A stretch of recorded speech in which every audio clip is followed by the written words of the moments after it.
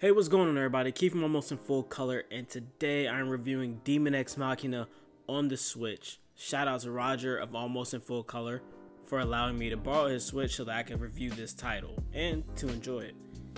So without further ado, let's get it. So let's start with what I always start with. Them visuals, the graphics. The game looks good. The Switch normally gets a knock when it comes to this department because they don't have the hard-hitting titles, the Uncharted, the God of Wars, and whatnot.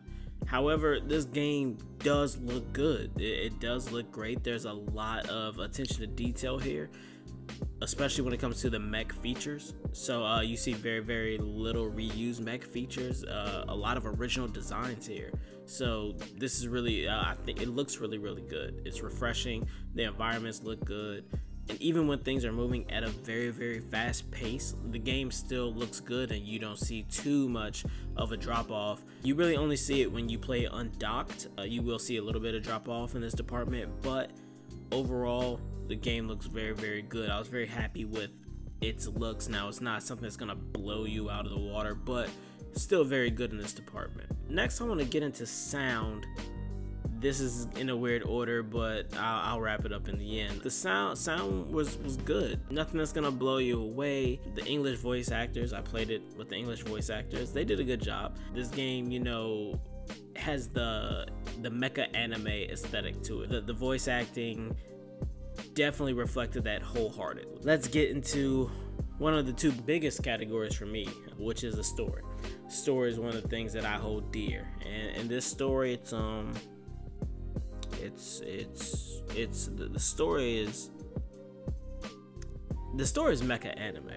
For anyone who's ever watched mecha anime, I think you understand what I'm saying. It's nonsensical, but yet it's somewhat entertaining to a degree. Some parts of the story though are just plain terrible. There's no way to really cut this without just calling a spade here. Two missions in particular literally could be solved all 5 seconds. If your character just talked. Your character's a mute, and because your character does not talk, other characters will try to attempt to talk to your character and they fail at getting information or anything out of that character, and they always take it as hostility every time. And it's like, if your character just talked, it just said, for two missions in particular that have kind of bad endings, it's kind of like, yo, if I could just say a few words, like all this just goes away. So ultimately, there are just parts of the story that just are terrible. Spoiler alert, I'm pretty much gonna give some people the story really fast. Well, just the kind of underbelly. There are a group of AI that become sentient, and upon becoming sentient, they find out about the existence of something on Earth that humans should not come into contact within their logic. They are not ready. They shouldn't be in contact with this entity. So these AI feel that killing all humans is the right course of action. This is what they should do.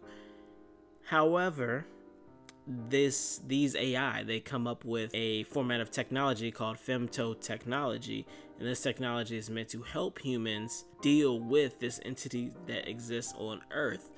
So some of these AI, who are known as immortals, allow themselves to be killed by humans that they are killing in order for humans to reverse engineer what they have built so that they can use the femto technology to deal with the entity that humans should not be in contact with in the first place by the AI standard logic. Yes, I got slightly confused even saying that. Mecha anime. That's just kind of like the underbelly. You have so many other things going on. You have these three big companies, Zen, Sky Union, and Orbital, who are also at play. You never really meet anyone from these people. They just send you emails, and they kind of give you more of the story through sending you email. Outside of that, you have the 7 mercenary groups, and when you kind of start the game, you start off as an E-class mercenary, and then you work your way up, and from E to C, it's almost like these mercenary groups are trying to recruit you. Like, they're a lot of them are talking to you and saying that they feel like you're one of them, despite you never speaking a word to anyone. And they're like, we feel like we can trust you. It's like, well, I guess I'm not talking, so sure, trust me with all of your secrets.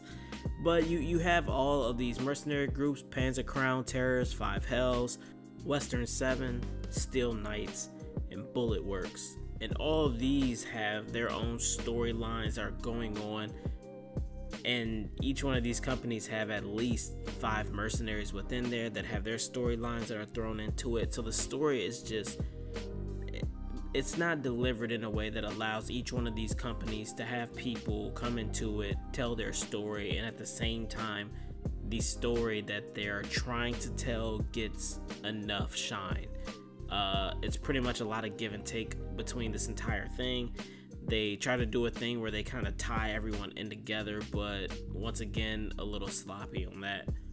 The missions can be very boring, and with everything, I had to just keep reminding myself, this game is a mecha anime. Just do not pay it much mind.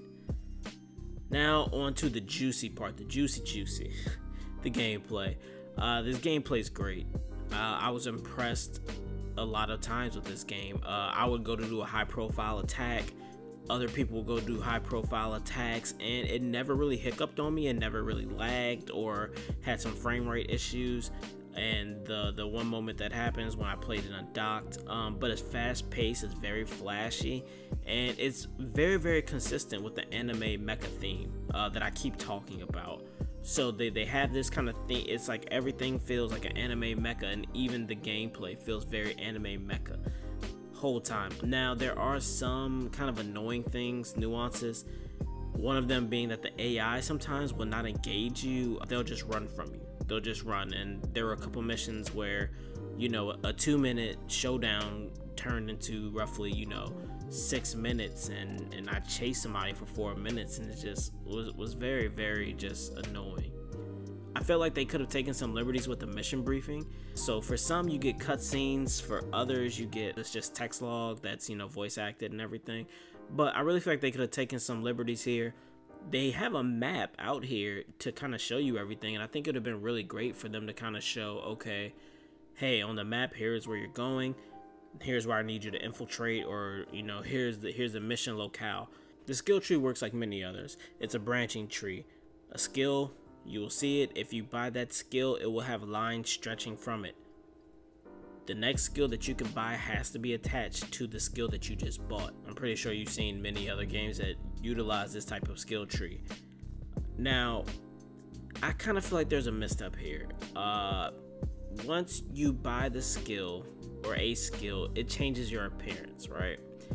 And at the beginning of the game, when you start, I spent roughly 17 minutes and 19 seconds working on my character, so I spent about that much time making my guy, bonding with him, and boom, I made Blackastar. He's there. And now, all of a sudden, when I start buying these skills, it just starts overwriting everything that I spent the first part of the game working on. And it was like, well, what was the point of me making a character if every time I buy a skill, he's just gonna change and I can't do anything about it? The other issue I have with the skill tree is that a lot of these skills are for when you're out of the suit, but the majority of the game you're in the suit. Like 98% of this game you're in your suit. The other 2% is one mission where you have to go and steal something, and that was a really fun, it was really great to be out of your suit, because it was like, oh wow, I should really spend some skill points into this. But you only get one mission of out of suit. So once again, I have an issue with this skill tree, because, well, you're not out of suit a whole lot, ever. You're always in suit, and a lot of those skills are for out of suit. So pretty much just a weird skill tree, and I don't understand it a whole lot in terms of why they went that route. But that's just another misstep that I saw. Now, but there are a few missions where you have the option to go with non-violence, and you can complete a mission. I thought that was a really great touch, especially with the missions where if your character just talked, it would end everything and there would be no need for violence. This game really shines in the customization of your mech. I mean, The weapons you can get are extensive. You can get a bazooka, a sniper, heat-sinking missiles. You can get a blitz, lasers, swords, laser swords, shields, assault rifles, machine guns, shotties, flamethrowers, an arc gun. Like, you can get so many of these things. You can unlock a factory and then research better versions of those. And then if you eat 20 ice cream cones before 20 different missions, you can unlock a secret factory. That's right, I just gave you the kit and caboodle. You got it all. That's how you get the secret factory. Eat those 20 ice cream cones before 20 missions, you get that secret factory, and you can look up so many crazy weapons, and most of them come from the immortals, those AIs that want to kill everybody. You can get their weapons when you unlock that. Just phenomenal. But wait, there's more. They have a loadout screen, so you can make loadouts for your mech. You can set up so many different loadouts so that, you know what, you going in this battle, you just pick a loadout and you're ready to rock and roll. You can test out a speedy build, a tanky build, all-round build, gunner build, melee build. In fact, there's a testing lab in there. So guess what? You can make the build and then go test it out and then come back and make tweaks if you want to. But wait, there's even more. You can customize the look of your arsenal with decals, camo patterns, change the paint on it by yourself. I mean, literally, you can go get the paintbrush and be Picasso with that thing, okay? The real fun really comes in customizing your armor, modding it out. There are mods you can throw in that bad boy. There are mods you can throw in your weapons. I mean, you can get really, really busy in modding your mech and making it literally your mech, and you can have it play like nobody else's mech plays like, okay? This is the best. And wait, that's it. No, that's it. That's all there is for that. This game really shines in the customization of your mech department. I think that you know, no game really has made me more excited about a build than this has. This game does have a multiplayer feature. It allows you to team up with other people, and this is great for farming money or gear or getting blueprints for certain things, and also it's just so much more efficient to work with other people on certain missions than to let the computer kind of help you out, because the computer sucks. Now I feel like there was a misstep here, because there really should have been a PvP element here. The story even calls for it. It supports this, like, and that's kind of like the weird part. The story really supports a PvP element, so it's really weird that one doesn't exist in their multiplayer. Maybe they'll incorporate it down the line, but I'm kind of uncertain. However, I do like the multiplayer for what it is, and the fact that you can take on harder versions of missions with people to get better gear. I do really like that. So all in all, I think this game does its best to make you feel like you're playing in an anime. Some clumsy story elements, but you know what, the mechanics that could like really immerse you in the game, in the story, they just aren't there. But luckily the game looks great and the customization is there, and that's really what's gonna immerse you into the game. You're probably not gonna feel connected to the story a whole lot. You're gonna feel way more connected to the mech and just making it do badass things and crafting weapons that just absolutely melt and making it look better than everyone else's mech. But Marvelous Games, I think they missed the mark on making this the best mech game out there, but they did make an entertaining one.